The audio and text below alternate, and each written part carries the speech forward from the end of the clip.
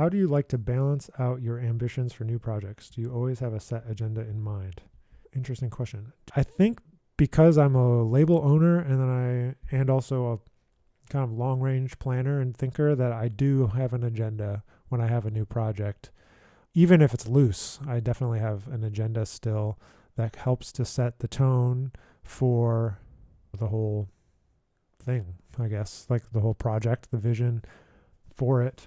Sometimes, though, it's trial and error within the project to figure out what works and what doesn't work. And also now knowing a lot about how long things take to actually come to fruition, it's not that you can just put together a project and it just happens.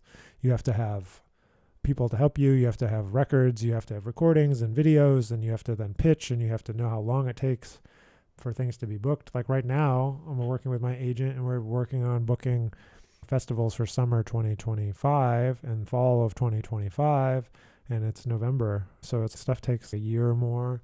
And so if you have an idea for a new project, like it takes a long time to workshop and figure out what works and what doesn't, and putting together not only a recording project, but also like how does that translate to live?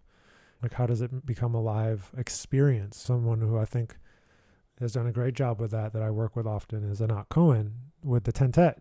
There's new music and there's old music and it's all blurred together. But like we had a live set first before we even went in the studio.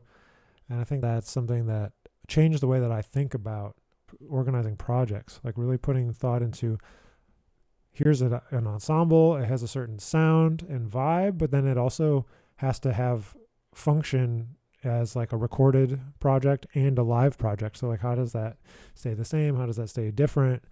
For example, like with the Legacy project, when I tour, we share JJ's music.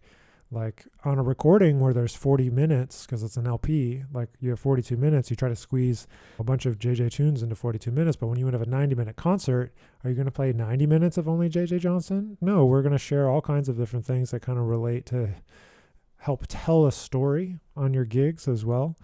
Trying to think more macro in that way about how your project becomes something more than just like a gig or a recording session, and how all these things intersect and they're all part of the presentation and they're all part of the vibe. They're all part of you and all part of what you're putting out there. So I definitely recommend trying to think about those things. What does this project look like as a short set, as a long set, as a recording, as videos? Like all those different things is important.